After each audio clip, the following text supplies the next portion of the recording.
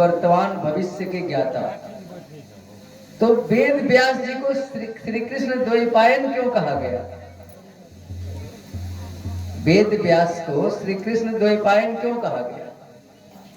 तो श्री कृष्ण इसलिए कहा गया कि जैसे सांवले कृष्ण भगवान थे वैसे सांवले वेद व्यास थे। द्वैपायन क्यों कहा गया? इनका प्रगटीकरण एक द्वीप पर हुआ। पानी में, बीच पानी में एक द्वीप नहीं होता है, द्वीप पर जन्म हुआ, इनका प्रगटीकरण हुआ। कैसे हुआ? पराशर ऋषि और मत्स्यगंधा के मिलन से। मत्स्यगंधा मछली की तरह गंध वाली एक औरत मान लो, नाव चलाती थी। पराशर ऋषि बैठ गए, उस पार ले जाने लगी, और तब तक पराशर ऋषि भी त्रिकालदर्शी थे। देखे कितना शुभ मुहूर्त निकल रहा है, इस समय यदि इसके उदर से पुत्र प्रकट हो जाए तो त्रिकालदर्शी हो जाएगा।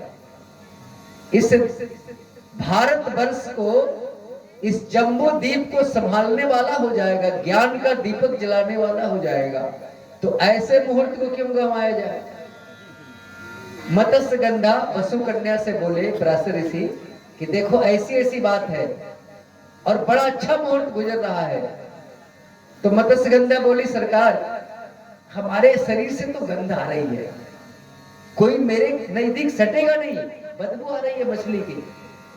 वो बोले कि हम तेरे इस बदबू को खुशबू में बदल देते हैं, तब से कुछ भी हो सकता है। मत्स्यगंधा सुगंधित हो गई और एक द्वीप पर नाव को बांध दी, और वहीं पर मिलन हुआ दोनों का, और वहीं पर वेद व्यास जी का प्रगटीकरण हुआ। इसलिए इनको कहा गया श्री कृष्ण द्वैपायन वेद व्यास।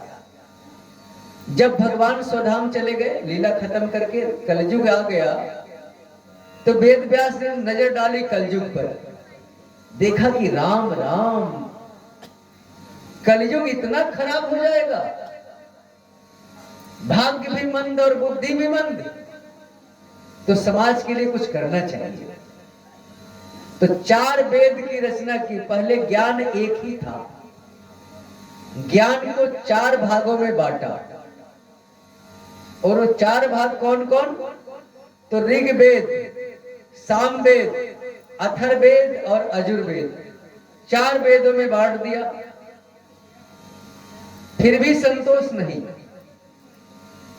ये ब्रह्मा के 4 मुख क्या है?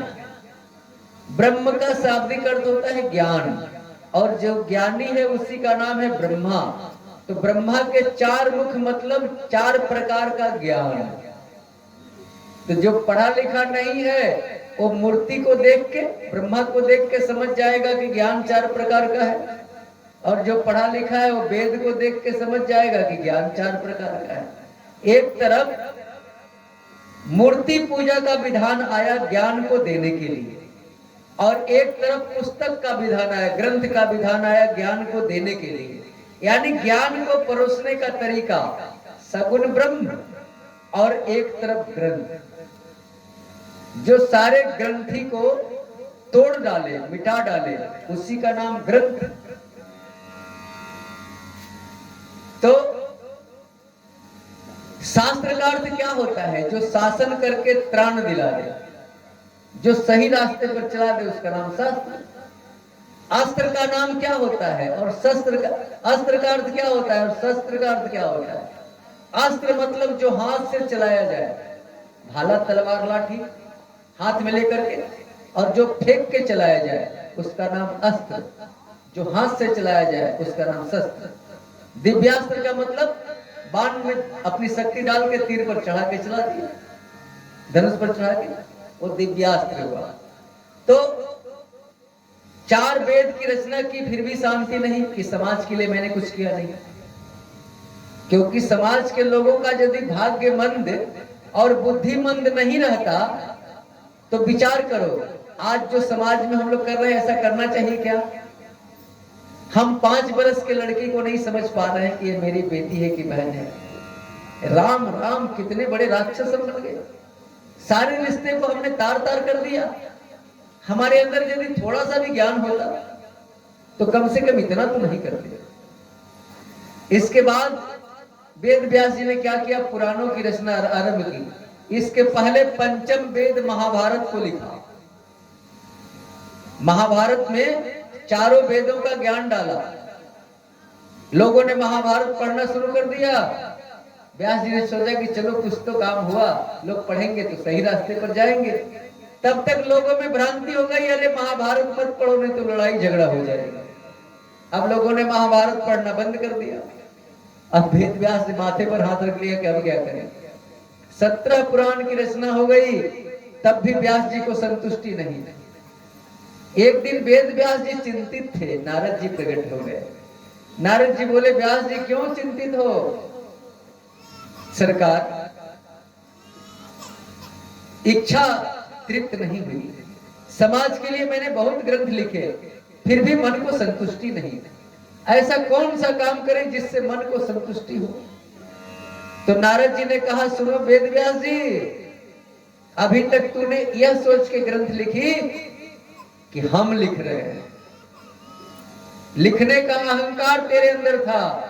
तूने इतने कठिन कठिन शब्द डाल दिए अपने ग्रंथों में कि साधारण आदमी पढ़ ही नहीं पाएगा, अर्थ ही नहीं लगा पाएगा। जिसके चलते तूने लिखा कि औरत और शूद्र को वेद नहीं पढ़ना चाहिए। समझाने के लिए तूने लिखा कि कठिन शब्द है, अर्थ नहीं लगेगा। जिसका लोगों ने अनेक अर्थ लगा लिया कि वेद व्यास जी पढ़ने से मना कर रहे हैं। अरे पढ़ने से तूने मना नहीं किया था, तूने तो केवल इसलिए मना किया था कि जो अज्ञानी होगा वो वेद का अर्थ नहीं लगा पाएगा। रोटी बनाने वाली औरत वेद का अर्थ क्या लगाएगी?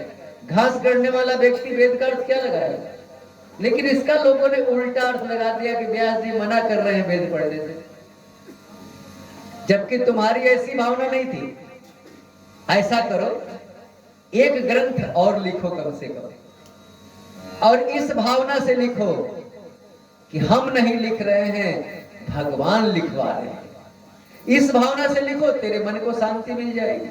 अरे सुनो वेद व्यास जी, एक जन्म में मैं गंधर्व था, अपनी बारे में बता रहे हैं, लेकिन मैं कामी प्रवृत्ति का था। नारद जी बता रहे हैं, जहां औरतों को देखता मेरा मन उधर चला जाता। अरे एक जगह तो ब्रह्मा जी यज्ञ करा रहे थे, उसमें मैं भी गया। कुछ औरतों को देख लिया, मेरा मन डोल गया, उनके तरफ मेरा मन चला गया। शूद्र की प्रवृत्ति थी, गंधर्व तो था। अब नारद जी मेरे पिता ने हमें श्राप दे दिया कि जा शूद्र बन जा। अज्ञानी की तरह तेरी मति हो गई है। और उनके श्राप से मैं एक जन्म में दासी का पुत्र बन गया। चतुर्मासा का समय था, कुछ संत मंडली हमारे घर आ गई। मैया 4 महीना तक सेवा की, मैंने भी संतों की लंगोटी साफ की। संत जाने लगे तो मैं भी संतों के साथ आगे बढ़ा। संत बोले, अरे बेटा लौट जा, अपने घर चला जा, नहीं तो तेरी मैया कहेगी कि बाबा का मैंने 4 महीना सेवा किया और बाबा अंत में मेरे बेटा को लेके चले गए। जा जा, एक मंत्र हम तुझे दे देते हैं कि मातृ देवो भव। जा, नारद जी अपनी कथा सुना रहे हैं। एक मंत्र तुझे दे देते हैं, जा इसी का जप करना, और जब मैया स्वर्ग चली जाए तो तू भगवान के भजन के लिए आ जाना जंगल में।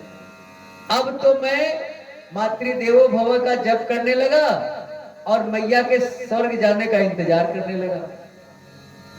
जब मैं जवान हो गया तो मैया एक दिन एक ब्राह्मण देवता से मेरे ब्याह की बात करने लगी कि बाबा कोई कन्या दे, अब हम अपनी बेटा का ब्याह करेंगे। अब तो मैं घबरा गया कि अभी तक तो मैया के स्वर्ग जाने का इंतजार कर रहा था, अब बहुरानी आ जाएगी तो बहुरानी के स्वर्ग जाने का इंतजार करना पड़ेगा। ये भजन कब होगा? लेकिन वेद व्यास जी भगवान ने हमारी सुन ली। एक दिन शाम का समय था, मैं कहीं गया हुआ था थोड़ी दूर पर घर से। तब तक मैया गाय धोने जा रही थी और एक सरप पर मैया का पैर पड़ गया। सरप ने डंक मार दी और मैया स्वर्ग सिधार गई। अंदर से खबर मिली तो मैं बड़ा खुश हुआ कि चलो झंझट खत्म हुआ, लेकिन समाज को दिखाने के लिए थोड़ा रोया। नहीं रोता तो समाज वाले कहते कि देखो कैसा बेटा है कि माँ के मरने पर हंस रहा है। और मैया का श्राद्ध वगैरह किया और उत्तर दिशा की ओर, जिस दिशा की ओर संत महात्मा गए थे, मैं भी चल दिया। रास्ते में एक सरोवर मिला, एक वृक्ष के नीचे स्नान करके ध्यान लगाया, मेरे हृदय में भगवान प्रकट हो गए उसी समय और तुरंत गायब हो गए। मैं तो विकल हो गया, चिल्लाने लगा परमात्मा कहां चले गए, कहां चले गए। तो आकाशवाणी हुई कि बेटा तप कर, तब हम तुझे मिलेंगे। तो नारद जी बोले कि जब तप करेंगे तब मिलोगे तो अभी क्यों मिल गए, मिलके क्यों चले गए झांकी दिखा के। तो आकाशवाणी हुई कि बेटा मैंने तुझे अब अपनी चटनी, रूप की चटनी चखा दी है, तेरा मन नहीं भटकेगा, भजन कर, हमसे अगले जन्म में तेरी मुलाकात होगी। और मैं उसी वृक्ष के नीचे ध्यान करने लगा भगवान का, प्रलय हुआ, संसार खत्म हो गया। जब तीसरा जन्म मेरा हुआ तो हम ब्रह्मा का बेटा बनके संसार में आए, भगवान का भजन करने लगे। तो नारायण हम पर प्रसन्न हो गए और अपनी बीना दे दी कि जा बेटा मेरे नाम का गुणगान कर। और देख तब से हम नारायण नारायण का जप करते हैं ना, बीना लेके। और सुन वेद व्यास, ऐसी नहीं, हमारी पूजा सर्वत्र होती है, हर जगह। किसी किसी की पूजा एक जगह होती है, लेकिन हमारी पूजा दानवों में भी होती है, देवताओं में भी होती है, सर्वत्र, कोई भेद नहीं। और ये हमारी पूजा नहीं, ये हमारे परमात्मा के कृपा की पूजा है। मान लो अभी आप यही सोच रहे होंगे कि कितने अच्छे कथा सुना रहे हैं भागवत की, तो यदि हमारे अंदर अहंकार आ जाए और भगवान कहीं एक स्क्रूप लगा दे तो क्या, तो वक्ता पागल हो गया। इसमें अपना कुछ नहीं, ये आप लोगों के आशीर्वाद का फल है और गुरुदेव की कृपा है, और बोलने वाले परमात्मा हैं, केवल हम आपको दिखाई पड़ रहे हैं। हम कुछ नहीं, हम कोई ज्ञानी नहीं। हम बैठते हैं तो उस परमात्मा से कहते हैं भगवान कुछ बोलो, हमारे परिवार के लोग बैठे हैं, परमात्मा बोलता है। और आप कहोगे कि ये अच्छे बोलते हैं, ना ना, इसमें मेरा अपना कुछ नहीं, तन मन धन सुख संपत्ति सब कुछ है तेरा, स्वामी सब कुछ है तेरा, तेरा तुझको अर्पण कालागे मेरा। इसमें मेरा कुछ नहीं। देखने में आपको हम दिखाई पड़ रहे हैं, बोलने वाला कोई और है, इतना विश्वास रखना। ये दिल की बात मैंने आपके सामने रखी, क्योंकि इतना आवाज में रस और इतना ज्ञान कोई बोल ही नहीं सकता। ये परमात्मा की वाणी है, वो बोलने वाला दूसरा कोई है नहीं। तो नीचे तो आप लोग हमको देखते ही होंगे, कोई देख के थोड़ी कहेगा कि ये वक्ता है। अभी क्या हो गया कि हम वक्ता हो गए, नीचे उतर जाएंगे, आप हमें पकड़ नहीं पाओगे। तो यहां पर व्यास जी को नारद जी ने समझाया, नारद जी ने व्यास जी को समझाया, व्यास जी कुछ ऐसा लिखो कि भगवान लिखवा रहे हैं। अब व्यास जी को समझा करके नारद जी अंदर ध्यान हो गए, और तब व्यास जी ने अपनी कमी पकड़ ली। तुरंत व्यास जी ने क्या किया, सरस्वती नदी में स्नान किया, सम्याप्रास आश्रम में ध्यान लगाया, और हृदय प्रदेश में भागवत की भागीरथी प्रकट हो गई। ब्रह्म नद्याम सरस्वत्याम आश्रम पश्चिमे तटे सम्याप्रासिति प्रोक्तम ऋषि नाम सत्र वर्धनम। और हृदय में भागवत की गंगा प्रकट हो गई, भागवती। वेद व्यास जी बोलते चले गए, गणेश जी लिखते चले गए, और 18,000 श्लोक वाली भागवत की संगीता तैयार हो गई। जब भागवत की कथा तैयार हो गई तो व्यास जी ने सोचा कि सबसे पहले किसे परोसा जाए, इस कथा को किसे सुनाया जाए। तो उनको उनका लड़का याद आ गया, सुखदेव जी, कि पात्र वही है कथा सुनने के लिए। फिर सोचे कि मेरा लड़का सुखदेव जी मिलेगा कहां, वो तो जन्म लेते जंगल चला गया। बोले कि जो लिखवाया है, यदि भागवत में ताकत होगी तो हमारा लड़का जंगल से वापस आ जाएगा। क्या किया? 2 चेला को भागवत के 2-4 श्लोक रटा दिए, जाओ चेलो जंगल में गुनगुनाते रहना। और जो ही भागवत का श्लोक सुखदेव जी के कान में टकराया, सुखदेव जी एक गुफा में निर्गुण ब्रह्म में लीन थे, ध्यानस्थ थे। जो ही श्लोक टकराया ध्यान टूट गया और खड़े हो गए। भगवान इतना सुंदर, वो श्लोक था, वो मुरली मनोहर कृष्ण कन्हैया, छैल छबीला, घुंघराले बाल वाले, तिरछी नयन वाला, मोर मुकुट वाला, गैयों के पीछे वन में जा रहा है गैया चराने के लिए। मोहित हो गए लोग, चल दिए, आगे बढ़ गए, फिर रुक गए। नाना, कोई जरूरी नहीं है कि कोई सुंदर है तो उसका गुण भी सुंदर होगा। रुक गए, ध्यान लगाने के लिए बैठ गए, तब तक दूसरा श्लोक टकराया। वो श्लोक क्या था कि भगवान ने पूतना से कहा कि पूतना हमें दूध पिलाने आई थी, हम भी इसे वही गति देंगे जो अपने मैया जसोदा को देंगे। जबकि पूतना विष पिलाने के लिए आई थी कन्हैया को मारने के लिए, तो जो कन्हैया को मारने के लिए आया है उसको भी मैया की गति। इतना दया का सागर मिलना चाहिए। बच्चों के पास आ गए, बच्चों से बोले बच्चों कुछ और सुनाओ। बोले कि भैया हमें तो इतना ही याद है, हमारे गुरुजी ने रटाया है, आगे सुनना है तो मेरे साथ चलो।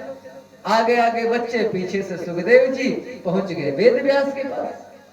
वेद व्यास जी प्रसन्न हो गए, जय हो भागवत की भागवती गंगा, आपने मेरे बेटे को मिला दिया जो जन्म लेते चला गया। बेटा से बोला कि पिताजी आप हमें भागवत की कथा सुनाओ। वेद व्यास जी बोले पहले हमारे तुम चेला बनो, गुरु मंत्र लो।